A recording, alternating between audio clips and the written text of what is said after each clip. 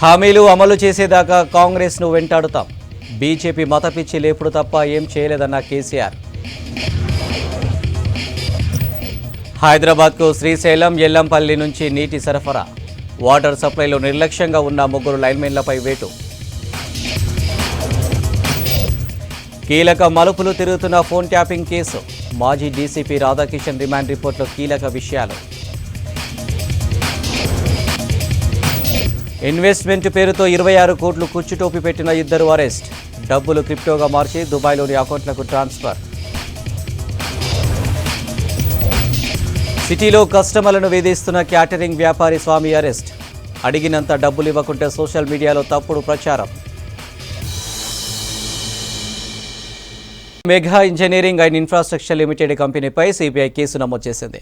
జగదల్పూర్లోని integrated steel ప్లాంట్కు చెందిన 174 కోట్ల రూపాయల బిల్లుల క్లియర్ చేయడానికి సుమారు 78 లక్షల రూపాయలు లంచం ఇచ్చిందని సిబిఐ తెలిపింది. లంచం తీసుకున్న ఎన్ఐఎస్పీ, ఎన్ఎండీసీకి చెందిన 8 మంది అధికారులు, మెకాన్కు చెందిన 2 అధికారుల పేర్లను కూడా ఎఫ్ఐఆర్లో నమోదు చేసింది. 315 కోట్ల రూపాయల ప్రాజెక్టులో లంచం ఆరోపణలపై గతేడాది ఆగస్టు 10న సిబిఐ విచారణ జరిపింది. ఆ తర్వాత 2024 మార్చి 18న కేసు నమోదు చేయాలంటూ సిఫారసు చేసింది సిబిఐ.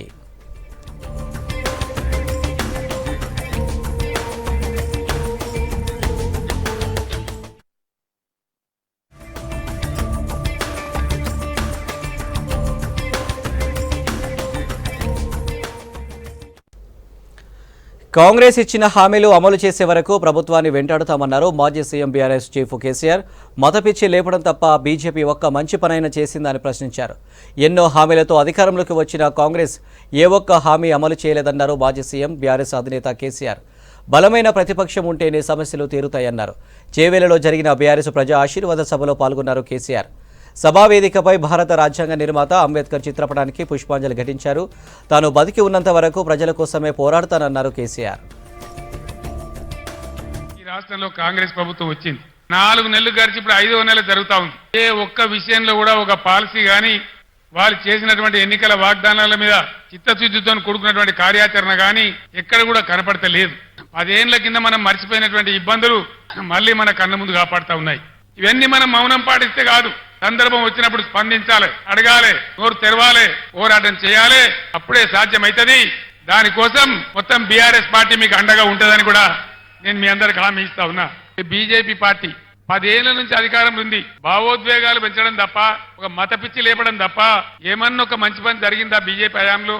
ఇలా ఏం జరుగుతా ఉంది దేశంలో? మా పార్టీలో జైలు కావతావా లేకపోతే జైలుకు పోతావా? అయితే మోడీ తప్పితే ఈడీ. ఇదేనా బీజేపీ? ఇదేనా రాజకీయం? ఇదేనా దేశాన్ని ముందుకు తీసుకుపోయే పద్ధతి? ఇదేనా ప్రజాస్వామ్యాన్ని ఎక్కడికక్కడ పాతరేసే పద్ధతి? దయచేసి ఆలోచన చెయ్యాలి. గుడ్డిగా అలవోకగా ఓటేయద్దు. గుడ్డిగా ఓటేస్తే చాలా ఇబ్బందులు అవుతాయి. బీజేపీ చరిత్ర మీరు చూడలేదా? ఈ బీజేపీ ప్రభుత్వం గత 10 ఏళ్లలో దేశంలో 157 మెడికల్ కాలేజీలు మంజూరు చేసింది. నేను 100 ఉత్తరాలు రాసిన ఒక్క కాలేజీ కూడా మనకి ఇయ్యలే. ఒక్క కాలేజీ ఇయ్యనటువంటి బీజేపీకి ఒక్క ఓటు కూడా మనం ఎందుకు వెయ్యాలి? కేంద్రంలో ఉన్న చట్టం ప్రకారం దేశంలో ఎన్ని జిల్లాలుంటే ప్రతి జిల్లాకు ఒక నవోదయ పాఠశాల పెట్టాలి. మన దగ్గర మనం 10 నుంచి 33 జిల్లాలు చేసుకున్నాం.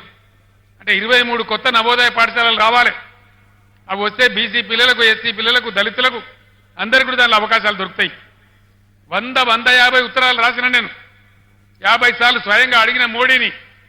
కానీ ఒక్క నవోదయ పాఠశాల కూడా ఇయ్యలే. చట్టాన్ని ఉల్లంఘించి ఒక్క మెడికల్ కాలేజీ ఇవ్వని, ఒక్క నవోదయ పాఠశాల ఇవ్వని ఈ బీజేపీకి మనం ఎందుకు ఓటేయాలి? దేనికోసం ఓటేయాలి? రాష్ట్రంలో తాగునీటి సమస్య రాకుండా చూస్తున్నామన్నారు రాష్ట్ర పంచాయతీరాజ్ గ్రామీణాభివృద్ధి శాఖ ప్రిన్సిపల్ సెక్రటరీ సందీప్ కుమార్ సుల్తానియా. గ్రామాల్లో తాగునీటి సమస్య పరిష్కారం కోసం జిల్లా కలెక్టర్లు దృష్టి పెట్టారన్నారు.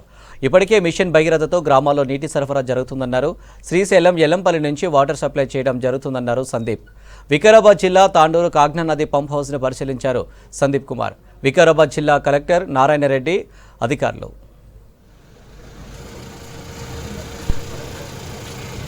ఈ గత సంవత్సరంలో మనకు కొంత ఎలక్ట్రిసిటీ డిపార్ట్మెంట్ కూడా ప్రాబ్లం ఉండేది. అవన్నీ అంటే ఫీడర్లో మన ఫీడర్లో అగ్రికల్చర్ కనెక్షన్ పెట్టడం, కొన్ని దాంట్లో డబల్ ఫీడర్ లేకపోవడం, అవన్నీ కూడా ఒక మన డ్రైవ్ చేసి ఎలక్ట్రిసిటీ డిపార్ట్మెంట్తో సమన్వయం చేసి అవన్నీ కూడా మొత్తం రిపేర్ చేయడం జరిగింది. మీకు తెలిసి ఉండాలి, అంటే కొన్నిసార్లు 10 అవర్స్ మన పవర్ కట్ ఉంటుంది కొన్ని దాంట్లో, అంటే అవన్నీ కూడా ఇప్పుడు రెక్టిఫై చేయడం జరిగింది. పవర్ కట్స్ అంటే షెడ్యూల్ పవర్ కట్స్ ఆల్మోస్ట్ 0 అయిపోయింది. ఎక్కడైనా కొన్ని గాలి వచ్చింది కొన్ని అటువంటి సమయంలో లోకల్ కారణాల వల్ల కొన్ని pipeline electrical connection distribution తప్ప ఇంకా ఇది major power cuts are 0 in drinking water supply. అవన్నీ లాస్ట్ 1 monthలో మనం మీకు జస్ట్ డేటా కోసం 123 LT కనెక్షన్స్ అంటే అగ్రికల్చర్ ఫీడర్స్ ఇప్పుడు ఫుల్ వర్కింగ్ అవర్స్లో తీసుకురావడం జరిగింది. అవన్నీ it was not there earlier, కానీ ఇప్పుడు తీసుకోవడం జరిగింది. అవన్నీ దాంతో కూడా వాటర్ మూవ్మెంట్ వాటర్ సప్లై పెరిగింది, మంచిగా అయిపోయింది. Alternative standby feeder facility 50 sub స్టేషన్స్లో కొత్తగా ఏర్పాటు చేయడం జరిగింది. 50 ఆల్టర్నేటివ్ లేనప్పుడు ఒక ఫీడర్ కట్ అయిపోయింది అనుకోండి, వేరే ఫీడర్ నుంచి వచ్చే పరిస్థితి లేదు. ఇప్పుడు అది ఏర్పాటు చేయడం వల్ల ఇమీడియట్గా వేరే ఫీడర్ నుంచి కరెంట్ వచ్చేస్తుంది. వోల్టేజ్ రెగ్యులేటర్స్ మన దగ్గర మిషన్ భారత మోటార్స్ ఉన్నప్పుడు కొన్ని వోల్టేజ్ వల్ల ప్రాబ్లం వచ్చినాయి, వోల్టేజ్ పెరిగినాయి తగ్గినాయి, అటువంటి ఉన్నప్పుడు పెద్ద మోటార్ పని చేయరు. అవన్నీ కూడా 72 ప్లేసెస్లో వోల్టేజ్ స్టెబిలైజర్స్ కూడా పెట్టడం జరిగింది. వోల్టేజ్ పెరిగిన అవన్నీ దాంట్లో మనకి సమస్య రాకూడదని ఆ ఉద్దేశంతో అవన్నీ ఏర్పాటు జరిగింది. ఈరోజు ఇక్కడ సార్ మీరు ఎప్పటి నుంచి మనల్ని డైలీ మానిటర్ చేస్తూ మిషన్ భగీరథతో పాటుగా ప్రతి గ్రామ పంచాయతీలో అదేవిధంగా మనకు మున్సిపాలిటీలో కూడా మనకు ఆల్టర్నేటివ్ సోర్సెస్ను ఏర్పాటు చేసుకోవాలని చెప్పడంతో ఇప్పటికే జిల్లా యంత్రాంగం హ్యాబిటేషన్స్లో మున్సిపాలిటీలో ఉన్న పవర్ పోల్స్ అన్నింటినీ కూడా రిపేర్ చేసుకోవడం జరిగింది సార్. దాంతోపాటు హ్యాండ్ పంప్స్ ఏవైతే జిల్లాలో ఉన్న మొత్తం సుమారుగా 474 హ్యాండ్ పంప్స్ రిపేర్ చేసుకున్నాం, 1024 బోర్లను రిపేర్ చేసుకున్నాం. ఒక 28 మాత్రం మనకు ఇల్లు లేకపోవడం వల్ల వాటిని వదిలేసాం, 28 హ్యాండ్ పంప్స్ మాత్రమే. ఈ విధంగా అన్ని హ్యాబిటేషన్స్లో ఆల్టర్నేటివ్ మెకానిక్ కూడా ఏర్పాటు చేసుకోవడం జరిగింది సార్. ఈరోజు మళ్ళీ మీరు రావడం, మీ యొక్క సూచన సలహాలు పాటిస్తూ తప్పకుండా వికారాబాద్ జిల్లాలో ఎక్కడ కూడా డ్రింకింగ్ వాటర్ సంబంధించిన ఇష్యూ లేకుండా ఇటు మిషన్ బయట టీం కూడా సార్. అంటే ఎప్పుడు ఇక్కడ డైలీ నేను కూడా ఈవినింగ్ 5 to 6 టీం తీసుకుంటున్నాను సార్. ఆ టైంలో ఏ చిన్న ఇష్యూ వచ్చినా ఫస్ట్ అన్ని హ్యాబిటేషన్లో వాటర్ వెళ్తున్నా లేదా అనే విషయం చెక్ చేసుకోవడం జరుగుతుంది. గ్రేటర్ హైదరాబాద్లో తాగునీటి సమస్య రాకుండా పకడ్బందీ చర్యలు చేపట్టామన్నారు water board MD Sudarshan Reddy. క్షేత్రస్థాయిలో నీటిని సరిగ్గా అందించకుండా జనాలను ఇబ్బంది పెడుతున్న 3 లైన్మెన్లను సస్పెండ్ చేశామని, మరో 7 షోకాజ్ నోటీసులు ఇచ్చామన్నారు. రోజుకు 7,000 వాటర్ ట్యాంకర్ల ద్వారా నీళ్లను అందిస్తున్నామన్నారు సుదర్శన్ రెడ్డి. ప్రైవేటు వాటర్ ట్యాంకర్ల దోపిడీపై రెవెన్యూ శాఖ దృష్టి పెట్టిందంటున్న వాటర్ బోర్డు ఎండీ సుదర్శన్తో శ్రావణ్ ఫేస్ టు ఫేస్. హైదరాబాద్తో పాటు శివారు ప్రాంతాలకు మంచినీళ్లు సరఫరా చేసేది Hyderabad metropolitan water supply and sewerage board. ఈ హెచ్ఎండబ్ల్యూఎస్కి సంబంధించిన డైరెక్టర్ సుదర్శన్ రెడ్డి మంత్రులున్నారు. జనంకి నీళ్లు సరిగ్గా అందుతున్నాయా లేదా ఇబ్బందులు ఉన్నాయా అనేది అన్ని విషయాలు మనం మాట్లాడి తెలుసుకునే ప్రయత్నం చేద్దాం. సరే, కొన్ని రోజులుగా ఎండాకాలం స్టార్ట్ అయినప్పటి నుంచి నీళ్లు షార్టేజ్ ఉంది, తక్కువ నీళ్లు వస్తున్నాయి, ట్యాంకర్లు ఎక్కువ తిరుగుతున్నాయి అనేది పొలిటికల్గా కావచ్చు, నార్మల్గా జనంలో కూడా కొంత అట్లాంటి చర్చ జరుగుతుంది. నిజంగా నీళ్ళు షార్టేజ్ మన దగ్గర ఉందా లేదా సరిపడా నీళ్లు మనం అందిస్తున్నామా? వాటర్ సప్లై తీసుకుంటే వాటర్ సప్లైకి సంబంధించిన నీరు 2420 MLD అంటే మిలియన్ లీటర్స్ పెర్ డే అనేది ఇస్తున్నాం. ఇది పోయిన నెల పోయిన సంవత్సరంతో కంపేర్ చేసుకుంటే దగ్గర 165 MLD million litres per day అధికంగానే ఇవ్వడం జరుగుతుంది. నీళ్లు తక్కువగా ఇస్తున్నారు అనేది అపోహ. నీళ్లు ఎక్కువగానే ఇస్తున్నాం. పోయిన సంవత్సరం వీటి రెంట్లో తీసుకుంటే కూడా ఈ ఎక్కువ ఇవ్వడం జరుగుతుంది. కొన్ని ఏరియాస్లో వెస్టర్న్ పార్ట్ ఆఫ్ హైదరాబాద్లో అక్కడ నీటి ఎద్దడి ఏర్పడడానికి గ్రౌండ్ వాటర్ టేబుల్ తగ్గడం వల్ల గ్రౌండ్ వాటర్ టేబుల్ తగ్గింది కాబట్టి వాళ్ళ ట్యాంకర్స్ డిమాండ్ పెరిగింది. అక్కడ ఈ ట్యాంకర్స్ డిమాండ్ కూడా పోయిన సంవత్సరం 20,000 పెర్ డే బుక్ చేసుకునే వాళ్ళు.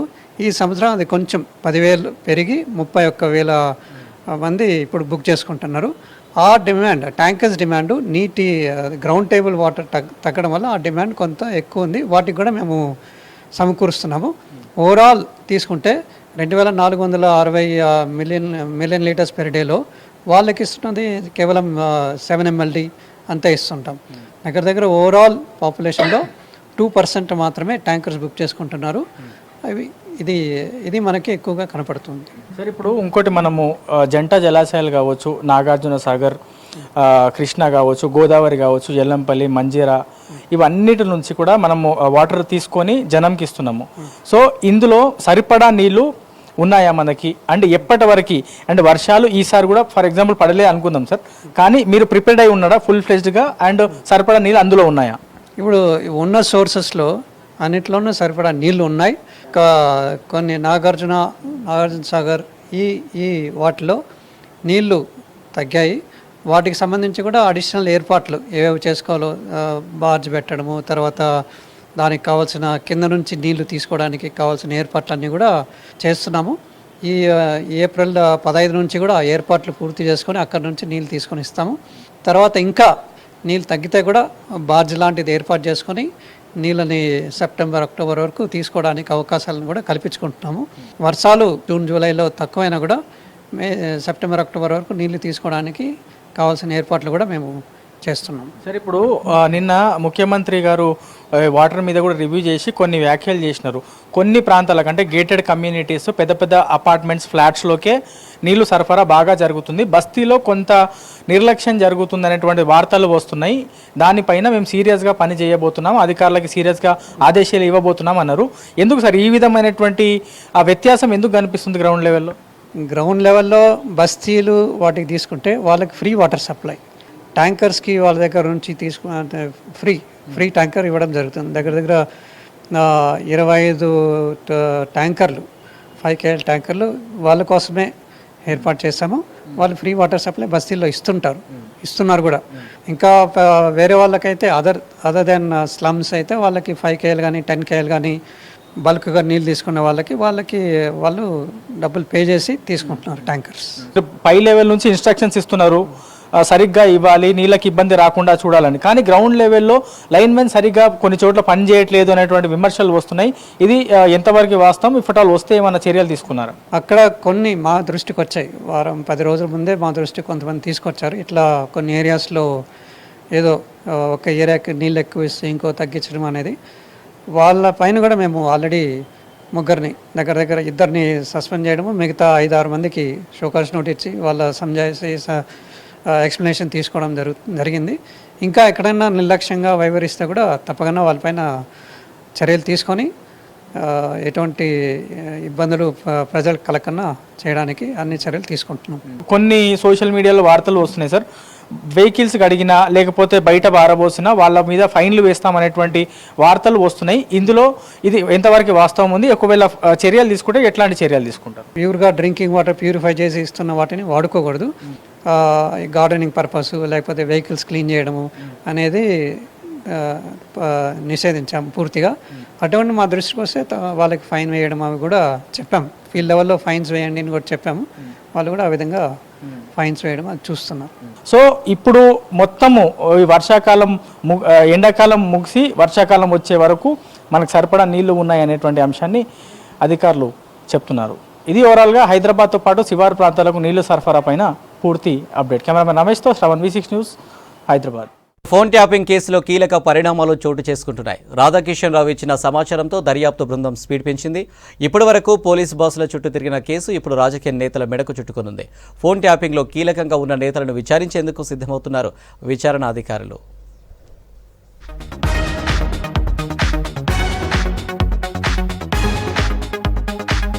ఫోన్ ట్యాపింగ్ కేసులో అరెస్ట్ అయిన టాస్క్ ఫోర్స్ మాజీ డీసీపీ రాధాకిషన్ రావు కస్టడీలో సంచలన విషయాలు వెలుగులోకి వచ్చాయి. టాస్క్ ఫోర్స్ ముసుగులో తాను చేసిన అక్రమాల చిట్టా విప్పారు. ఎవరి ఆదేశాల మేరకు పనిచేశాడు, ఏం చేశాడు, ఉన్నత అధికారుల ఆదేశాలతో ఎక్కడెక్కడా డబ్బులు పట్టుకున్నాడు, తన టీంను సొంత పనులకు ఎలా వాడుకున్నాడు అనే అంశాన్ని కూపీలాగింది దర్యాప్తు బృందం.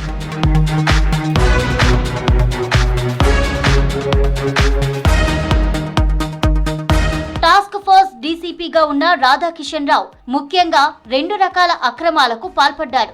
ఒకటి, బీఆర్ఎస్ వ్యతిరేక పార్టీల డబ్బును ఎక్కడికక్కడ పట్టుకోవడం. రెండోది, బీఆర్ఎస్ నేతల డబ్బులను ఎలాంటి అడ్డంకులు లేకుండా ప్రభుత్వ వాహనాల్లో తరలించడం. ఇక ఫోన్ ట్యాపింగ్ ద్వారా ప్రణీత్ రావు సేకరించిన సమాచారం మొత్తాన్ని ఇంటెలిజెన్స్ చీఫ్ ప్రభాకర్ రావుకు చేరవేసేవాడు. ఆ ఇన్ఫర్మేషన్ ఆధారంగా ప్రభాకర్ రావు టాస్క్ ఫోర్స్ డీసీపీగా ఉన్న రాధాకిషన్ రావుకు ఆర్డర్ ఇవ్వగానే తన టీంను పంపి ఆ డబ్బులను పట్టుకునేవాళ్లు. రాధాకిషన్ రావు రిమాండ్ రిపోర్టు ప్రకారం 2018 అసెంబ్లీ ఎన్నికలు, ఆ తర్వాత జరిగిన ఉప ఎన్నికలతో పాటు ఇటీవల జరిగిన ఎలక్షన్స్ లోనూ ప్రతిపక్షాల డబ్బులు పట్టుకున్నట్లు తేల్చారు పోలీసులు.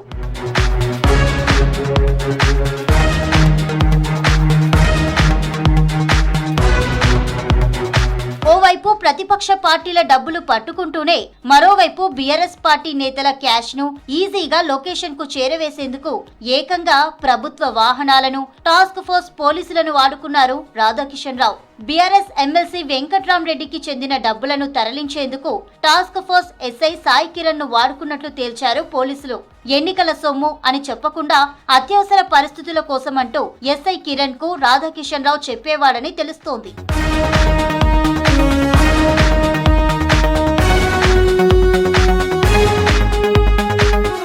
మాజీ టాస్క్ ఫోర్స్ డీసీపీ రాధాకిషన్ రావు ఆదేశాలతో తెల్లాపూర్లోని ఎమ్మెల్సీ వెంకట్రామరెడ్డి ఇంటి దగ్గరలో ఉండే శివచరణ్ రెడ్డిని కలిశారు ఎస్ఐ సాయి కిరణ్. శివచరణ్ రెడ్డి ఒక కొత్త ఐఫోన్, కొత్త సిమ్ ఇచ్చి ఇకపై అదే నెంబర్ తో టచ్ లో ఉండమని ఎస్ఐ సాయి కిరణ్ కు సూచించారు. శివచరణ్ రెడ్డి గైడెన్స్ లో ఎస్ఐ సాయి కిరణ్ సికింద్రాబాద్ లోని యశోద హాస్పిటల్లో రిటైర్డ్ ఎస్పీ దివ్యచరణ్ రావును కలిశారు.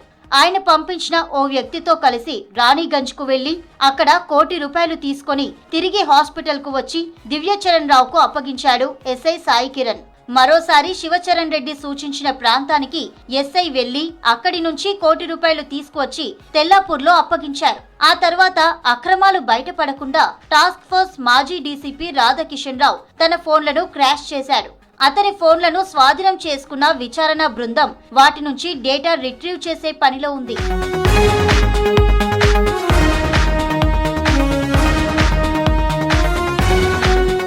ఇప్పటికే రాధాకిషన్ రావుకు సహకరించి డబ్బులు పట్టుకున్న టాస్క్ ఫోర్స్ ఎస్ఐలు, ఇన్స్పెక్టర్లను విచారించి వారి స్టేట్మెంట్స్ రికార్డ్ చేశారు. ఇక రిటైర్డ్ ఎస్పీ, ఎమ్మెల్సీలకు నోటీసులు ఇచ్చి విచారించే అవకాశాలున్నాయనే చర్చ జరుగుతోంది.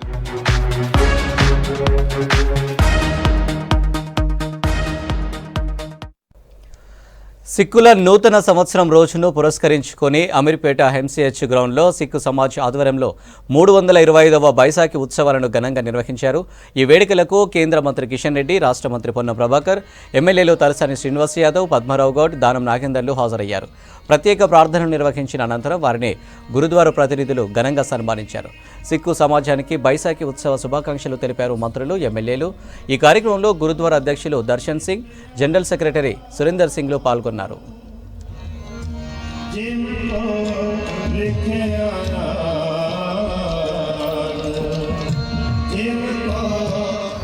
భారతదేశంలో జన్మించింది.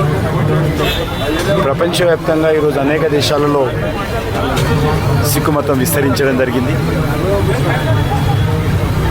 దేశం కోసం, దేశ సమగ్రత కోసం, హిందూయిజం రక్షణ కోసం ఆ రోజు మరి గురువులు ఈ మతాన్ని స్థాపించడం జరిగింది. ఈరోజు ప్రపంచవ్యాప్తంగా ఉన్నటువంటి సిక్కులందరూ కూడా వైశాఖి ఉత్సవాన్ని అత్యంత భక్తి శ్రద్ధలతో ఈరోజు నిర్వహిస్తారు. భారతీయ సంస్కృతి, ధర్మము పరిరక్షించుకోవాలి. ధర్మ రక్షణ కోసమే మరి మన దేశంలో పుట్టినటువంటి మతము కల్స మతం, అదేవిధంగా సిక్కుయిజం. తప్పకుండా వారికి సందర్భంగా నేను హృదయపూర్వకమైనటువంటి శుభాకాంక్షలు తెలియజేస్తాను. సిక్కు సోదరులందరికీ సత్ శ్రీ అకాల్. వైశాఖి సిక్ ఆవిర్భావ దినోత్సవం సందర్భంగా ఈరోజు తెలంగాణ యావత్ రాష్ట్రంలో దాదాపు 1 లక్ష మంది ఉన్నటువంటి సర్దార్జీలకు సంబంధించి తెలంగాణ ప్రభుత్వం తరఫున కూడా మైనార్టీలకు జరిగే లబ్ధిలో ఈ వర్గాలకు ప్రత్యేకించి జరగాలి. మైనార్టీలు అంటే ముస్లింలు, క్రిస్టియన్లతో పాటుగా సర్దార్జీలు కూడా ఉన్నారు అనే మాట వాళ్ళు ఈ సందర్భంగా దృష్టికి తెచ్చినారు. తప్పకుండా ఎన్నికల కోడ్ ఉంది కాబట్టి వాళ్ళ అంశం కూడా ఎన్నికల తర్వాత పరిష్కరించే దిశలో కూడా తీసుకోవడం వారి సముచితమైనటువంటి న్యాయమైన కోరిక. కాంగ్రెస్ నిజస్వరూపం 4 నెలల్లోనే బయటపడిందన్నారు మాజీ మంత్రి హరీష్ రావు. 6 గ్యారంటీల పేరుతో అధికారంలోకి వచ్చి హామీలను అమలు చేయడం లేదన్నారు. సంగారెడ్డి జిల్లా పటాన్చెరులో మెదక్ ఎంపీ అభ్యర్థి వెంకట్రామరెడ్డితో కలిసి ఎన్నికల ప్రచారం చేశారు. బీఆర్ఎస్ను ఓడించేందుకు కాంగ్రెస్, బీజేపీలు కుట్రలు చేస్తున్నాయని మండిపడ్డారు. వెంకట్రామరెడ్డిని ఎంపీగా గెలిపిస్తే బలమైన ప్రతిపక్షంగా నిలుస్తామని కార్యక్రమంలో పటాన్చెరు ఎమ్మెల్యే గూడ మహిపాల్ రెడ్డి పాల్గొన్నారు. పటాన్చెరు నియోజకవర్గ ముఖ్య కార్యకర్తల సమావేశం ఏర్పాటు చేసుకున్నాం. బాగా ఆలోచించండి. పార్లమెంట్ ఎన్నిక కూడా చాలా చాలా ముఖ్యం. మహిపాలన ఏమన్నాడు, నేను ఎమ్మెల్యేగా గెలవడం ఎంత ముఖ్యమో ఎంపీగా వెంకటరామరెడ్డి గారు గెలవడం అంతకంటే ముఖ్యమైనటువంటి విషయం తెలియజేసినారు. ఓటు వేసేటప్పుడు ఆలోచించారు. కాంగ్రెస్ వాళ్ళు 4 నెలల లోపలనే వాళ్ళ నిజస్వరూపం బయటపడ్డది. ఓడదాటిదాకా ఓడమల్లప్ప, ఓడదాటినాక బోడమల్లప్ప కథ బయటపడ్డది. కాంగ్రెస్ వాళ్ళు 100 రోజుల్లో 6 గ్యారెంటీలు అమలు చేస్తామన్నారు. బాండ్ పేపర్లు వంచింది. మొదటి అసెంబ్లీలోనే చట్టబద్ధత చేస్తామన్నారు. ఇది రాహుల్ గాంధీ మాట అని నమ్మబలికింది. నమ్మి నానబెట్టే వెంకట్లో అందరూ పుంచులైపోయినాయి. నమ్మి కాంగ్రెస్ పార్టీ ఓట్లేస్తే 4 నెలల్లోనే ఇవాళ ప్రజల్ని నగ్గేట ముంచింది కాంగ్రెస్ పార్టీ. బీజేపీ వాళ్ళ సంగతి మీకు తెలియదేం లేదు. 10 ఏళ్ళు ఢిల్లీలో బీజేపీ గవర్నమెంట్ ఉన్నది, 10 ఏళ్ళు బీఆర్ఎస్ గవర్నమెంట్ ఉన్నది. మన బీఆర్ఎస్ ఏం చేసిందని ఇక్కడున్న ఎవరిని అడిగినా బీజేపీ వాళ్ళని అడుగుంటే ఏం చేసిందో చెప్తారా? ఏమిచ్చింది బీజేపీ? పెట్రోల్ డీజిల్ ధర 100 రూపాయలు తగ్గించింది. గ్యాస్ సిలిండర్ ధర 1000 రూపాయలు చేసింది. రైతులకు నల్ల చట్టాలు తెచ్చి 700 మంది రైతుల్ని చంపింది బీజేపీ. ఏ ఒక్కరికి కూడా మేలు చేయలేదు. ఏమన్నాడు, ఈ నెల లక్ష మేము గట్టే తులం బంగారం ఇస్తాను. మరి 4 నెలల ఈ పటాన్చెరువులో ఎవరికన్నా తులం బంగారం వచ్చిందా? ఎంత మోసం. ఇంకా మొన్న చెప్తున్నారు, ఈ కాంగ్రెస్ వాళ్ళు రాకముందు 51,000 రూపాయలకు తులం ఉంటే వీళ్ళు వచ్చిన 4 నెలల్లో 75,000 రూపాయలకు తులం అయింటారు. 20% పెరిగిందట బంగారం ధర. ఏమన్నాడు, మా కాంగ్రెస్ గెలిస్తే నెలకు 2,500 రూపాయలు ప్రతి అక్క చెల్లి అకౌంట్లలో ఇస్తామన్నారు. బాండ్ పేపర్లు తెచ్చి పంచింది. కాలల్లో మొక్కి చేవెళ్లలో కాంగ్రెస్ అభ్యర్థి రంజిత్ రెడ్డి గెలుపు ఖాయమన్నారు సీఎం సలహాదారు, నియోజకవర్గ ఇన్ఛార్జి వేం నరేందర్ రెడ్డి. ప్రతి కాంగ్రెస్ కార్యకర్త ఆయన గెలుపు కోసం కృషి చేయాలని సూచించారు. తాండూరులోని జీపీఆర్ గార్డెన్లో కాంగ్రెస్ బూత్ స్థాయి సమావేశం జరిగింది. కార్యక్రమంలో ఎంపీ అభ్యర్థి రంజిత్ రెడ్డి, స్థానిక ఎమ్మెల్యే మనోహర్ రెడ్డి, ఇతర నేతలు పాల్గొన్నారు. రాష్ట్రంలో బీఆర్ఎస్ పార్టీ ఖతమైందని, రాబోయే రోజుల్లో బీజేపీ పని కూడా అంతమేనన్నారు కాంగ్రెస్ నేతలు.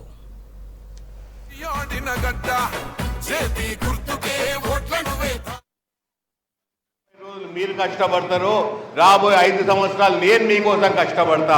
ఏ ఆపద వచ్చినా ఏ కష్టం వచ్చినా నాకు ఫోన్ చేయండి, నేను మీకు వెన్నంటుంటా అని చెప్పి మీ అందరి ముందు ప్రమాణం చేస్తున్నా.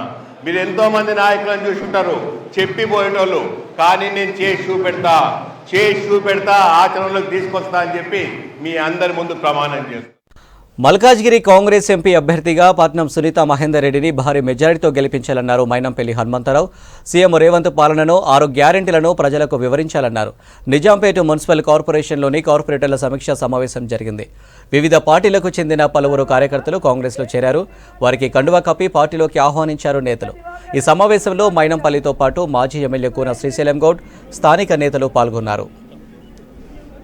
క్రమశిక్షణకు మారు పేరు అంటే కాంగ్రెస్ అనే విధంగా మనం అందరం కృషి చేయాలి.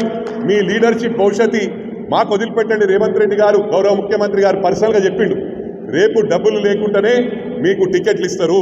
అన్ని పార్టీలలో అలవాటైంది.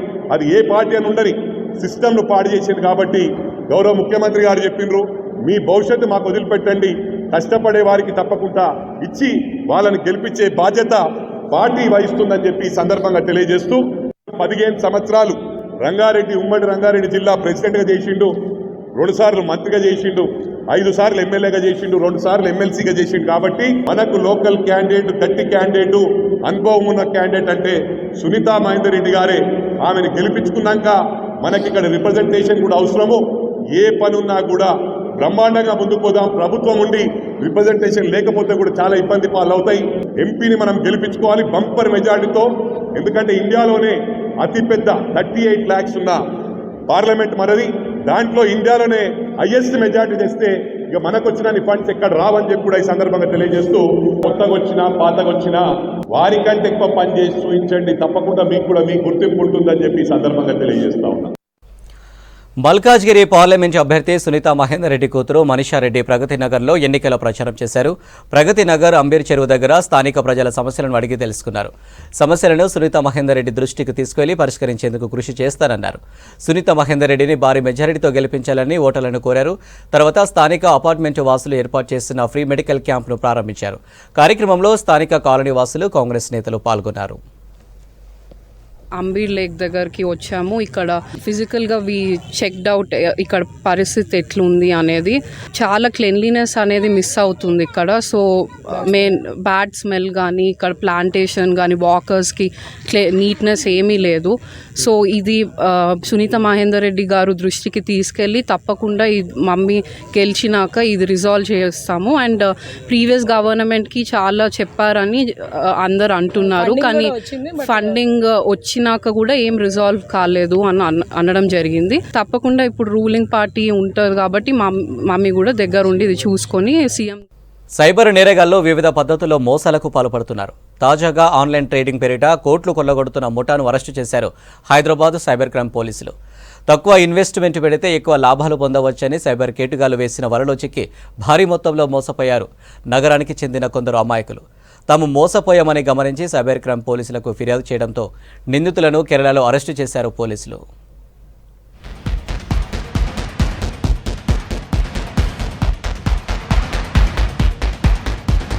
సైబర్ క్రైమ్స్ పై ఎంత అవగాహన కల్పించినా నిత్యం ఎవరో ఒకరు మోసపోతూనే ఉన్నారు.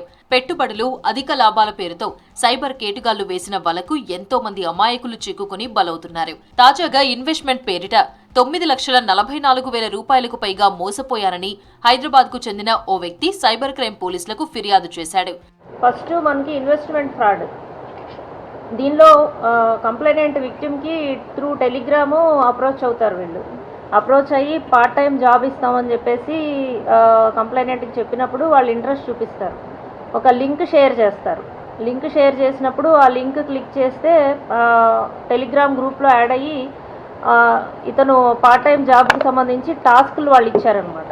ఆ టాస్క్లు ఏంటంటే కొన్ని సోషల్ మీడియావి లైక్ చేయడము, అట్లాగే కొన్ని లింక్స్ క్లిక్ చేయడము, రేటింగ్స్ ఇవ్వడము, కొన్ని 5 స్టార్ రేటింగ్స్ ఇస్తే దానికి కొంత అమౌంట్ ఇవ్వడము, అట్లాగే ఇంటర్నేషనల్ కంపెనీస్ కొన్ని ఉంటాయి, ఆ కంపెనీస్కి సంబంధించి ఇవి రాయడము, రివ్యూస్, ఇలాంటివన్నీ కూడా టాస్క్లు వీళ్ళు ఇస్తారనమాట. ఇచ్చినప్పుడు ఇది పార్ట్ టైం జాబ్ అని చెప్పేసి ఈ కంప్లైనెంట్ వాళ్ళు ఇచ్చిన టాస్క్లన్నీ కూడా పర్ఫామ్ చేస్తారు. చేసినప్పుడు కొంత అమౌంట్ వీళ్ళకి వస్తుంది, రిటర్న్ అమౌంట్ వస్తుంది, జాబ్ బాగానే ఉందని చెప్పేసి వీళ్ళు ఎప్పుడైతే నమ్మకం కలుగుతుందో అప్పుడు వీళ్ళు మీరు ఇన్వెస్ట్మెంట్ కూడా చేయొచ్చు అని చెప్పేసి ప్రమోట్ చేస్తారు. తక్కువ ఇన్వెస్ట్మెంట్ పెడితే ఎక్కువ లాభాలు పొందవచ్చని సైబర్ నేరగాళ్లు టెలిగ్రామ్లో బాధితుడికి మెసేజ్ చేశారు. ముందుగా నిందితులు బాధితుడి ఖాతాలో కొంత లాభాలు వేశారు. ఇది నమ్మిన బాధితుడు సొంత డబ్బులను భారీగా పెట్టుబడి పెట్టాడు. ఆ తర్వాత బాధితుడి అకౌంట్ బ్లాక్ చేశారు నిందితులు. దీంతో 9,44,000 మోసపోయానని సైబర్ క్రైమ్ పోలీసులను ఆశ్రయించాడు. కేసు నమోదు చేసుకున్న పోలీసులు 2 నిందితులను కేరళలో అరెస్ట్ చేశారు. కేరళలో కొన్ని రోజుల పాటు క్యాంప్ వేసి మరీ నిందితులను అరెస్ట్ చేశామని తెలిపారు సైబర్ క్రైమ్ డీసీపీ కవిత. అమాయకులను టెలిగ్రామ్ ద్వారా మెసేజ్లు పెట్టి మోసాలు చేస్తున్నారన్నారు. సైబర్ క్రైమ్ ద్వారా వచ్చే అమౌంట్ని రెంటుకు తీసుకున్న బ్యాంక్ అకౌంట్స్ ద్వారా ట్రాన్సాక్షన్స్ చేస్తున్నారని తెలిపారు. ఆయా అకౌంట్స్ నుంచి దుబాయ్కి క్రిప్టో కరెన్సీ ద్వారా పంపిస్తున్నారని తెలిపారు. 18 అకౌంట్స్ ద్వారా 21 కోట్ల రూపాయల ఫ్రాడ్ ట్రాన్సాక్షన్స్ జరిగినట్లు గుర్తించామన్నారు డీసీపీ. స్మాల్ స్కేల్లో ఇన్వెస్ట్మెంట్ చేస్తే మీకు ప్రాఫిట్స్ వస్తాయి, ఇన్వెస్ట్మెంట్ కూడా చేయండి అని చెప్పేసి ప్రమోట్ చేసి గ్రాడ్యువల్గా వీళ్ళతోటి ఇన్వెస్ట్ చేయిస్తారు. కంప్లైనెంట్ తోటి ఇన్వెస్ట్ చేయించి ముందు ఇనీషియల్గా రిటర్న్స్ ఇస్తారు. ఇచ్చి దాదాపుగా 9,44,492 రూపీస్ వీళ్ళు ఇన్వెస్ట్మెంట్ చేస్తారనమాట. చేసినప్పుడు రిటర్న్స్ రాకుండా బ్లాక్ అయిపోతుంది. డాష్ బోర్డ్లో ప్రాఫిట్స్ ఉంటాయి కానీ రిటర్న్స్ రాకుండా బ్లాక్ అవుతుంది. దీనిలో వాళ్ళకి కొన్ని అకౌంట్స్, ఆ అకౌంట్స్లోకి మనీ ట్రాన్స్ఫర్ అయినట్లు ఇవన్నీ కూడా గుర్తించారు. ఇవన్నీ కూడా మూలాలు కేరళలో కనిపిస్తున్నాయి, ఈ అక్యూజ్డ్ యొక్క ఇవన్నీ కూడా. సో వీళ్ళు కేరళకి టీం వెళ్ళి మొత్తం అంతా కూడా ఇన్వెస్టిగేషన్ చేసి దుబాయ్ నుంచి అమౌంట్ ఎక్కడికి వెళ్ళింది, అక్కడ నుంచి మళ్ళీ ఎలా వెళ్ళింది, ఇదంతా కూడా ట్రైల్ అంతా వెరిఫై చేసినప్పుడు మనకి 2 అక్యూజ్డ్ దొరికారు. అధిక లాభాలు, అన్నోన్ లింక్లు, అపరిచిత వ్యక్తులను నమ్మకూడదని హెచ్చరిస్తున్నారు సైబర్ క్రైమ్ పోలీసులు.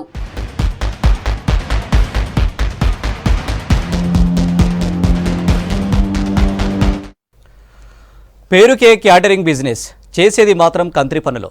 బిజినెస్ పేరుతో అడ్డగోలు డబ్బులు డిమాండ్ చేయడం, కాదు కుదరదు అంటే ఫోటోలు, ఫోన్ నెంబర్లు పోన్ సైట్లో పెట్టి పైశాచిక ఆనందం పొందడం పనిగా పెట్టుకున్నాడు. ఈ కంత్రి ఫెల్లో వేధింపులకు గురైన వాళ్ళు వందల సంఖ్యలో ఉన్నారు.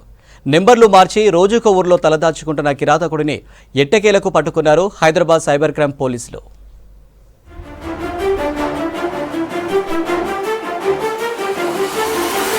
అనంతపురంకు చెందిన స్వామి అనే వ్యక్తి హైదరాబాద్ కేంద్రంగా క్యాటరింగ్ బిజినెస్ చేసుకుంటున్నాడు. పెళ్లిళ్లు, ఫంక్షన్లకు క్యాటరింగ్ బాయ్స్ను సప్లై చేస్తుంటాడు. ఒక్కో వ్యక్తికి ఈవెంట్ మొత్తానికి 5 నుంచి 700 చొప్పున 10 నుంచి 1500 మందిని పంపుతుంటాడు.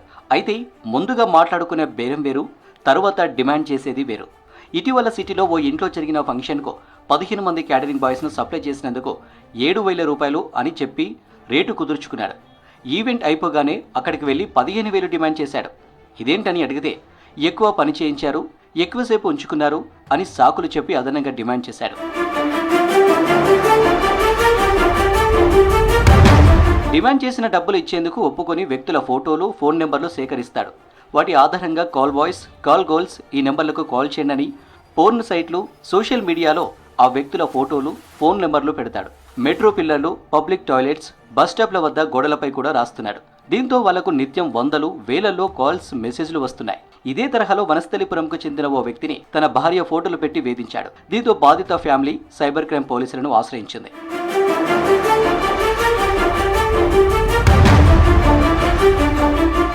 కేసు నమోదు చేసుకుని దర్యాప్తు చేసిన హైదరాబాద్ సిసిఎస్ పోలీసులు ఉన్నూరు స్వామిని పట్టుకున్నారు. స్వామి నుంచి 2 ఫోన్లను స్వాధీనం చేసుకుని విచారించారు. 2 ఫోన్లలో వందలాది మహిళల ఫోటోలు ఉండడం గుర్తించామన్నారు సైబర్ క్రైమ్ డీసీపీ కవిత. వాళ్ళ ఫోటోలను, నెంబర్లను సోషల్ మీడియాలో అప్లోడ్ చేసిన వాటిని గుర్తించారు. స్వామిపై ఇప్పటికే పలు పోలీస్ స్టేషన్లో 13 కేసులు ఉన్నట్లు తెలిపారు. స్వామిని అరెస్టు చేసి రిమాండ్కు తరలించారు పోలీసులు. సికింద్రాబాద్ లో ఉంటారు విక్టిమ్. రిసెప్షన్ ఫంక్షన్ ఉందంట బోయిన్పల్లి లిమిట్స్ లో. ఆ రిసెప్షన్ ఫంక్షన్ కోసం ఒక 13 మెంబర్స్ ని 550 రూపీస్ పర్ హెడ్ బేసిస్ మీద వాళ్ళ సర్వీసెస్ ఇచ్చినందుకు కండిషన్ మీద ఒప్పుకొని సప్లై చేశారనమాట. చేసి టోటల్గా వీళ్ళు ఇవ్వాల్సింది ఎంత అంటే 7,150 రూపీస్ పే చేయడానికి అగ్రి అయ్యారు ఈవెంట్ తర్వాత. ఏది బాయ్స్ సప్లై చేసినందుకు. ఈవెంట్ అంతా బాగా జరిగింది. రిసెప్షన్ టోటల్గా ఈ డబ్బులు ఇవ్వబోయినప్పుడు ఇతను ఏమంటాడంటే 15,000 పే చేయాలి మీరు, 7,150 కాదు అనేది చెప్తారు. డిఫరెంట్ ఇవి చెప్తాడు. మీరు ఎక్కువసేపు పెట్టుకున్నారు బాయ్స్ని, 3 అవర్స్కే చెప్తే మీరు 4 అవర్స్ పెట్టుకున్నారు, ఇట్లా మీరు చెప్పిన పని కాకుండా ఇంకా ఎక్స్ట్రా చేయించారు, ఇలా డిఫరెంట్ రీజన్స్ చెప్పి మీరు నాకు 15,000 ఇవ్వాలి. వీళ్ళు ఒప్పుకోనప్పుడు ఏం చేస్తాడంటే ఈ నంబర్స్ అన్ని తీసుకొని ఫేస్బుక్ పేజెస్ కొన్ని ఉంటాయి, దానిలో పోస్ట్ చేయడము.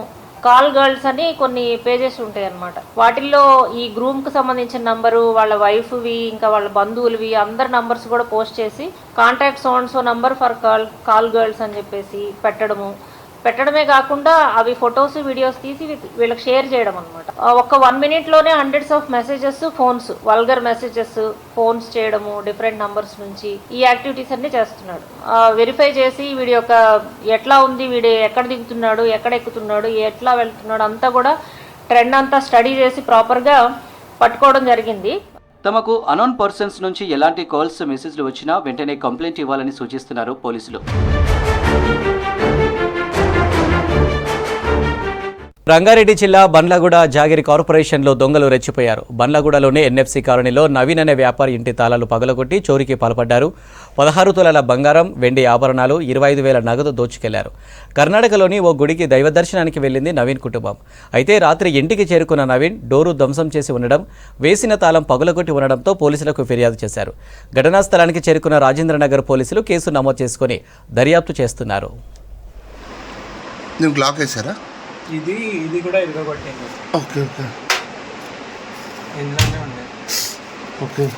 కూడా municipal corporation NFC colony road number 6. ఎక్కడ వెళ్ళారు మీరు? మేము కర్ణాటక గుడికి వెళ్ళినాము నిన్న అనుకోకుండా.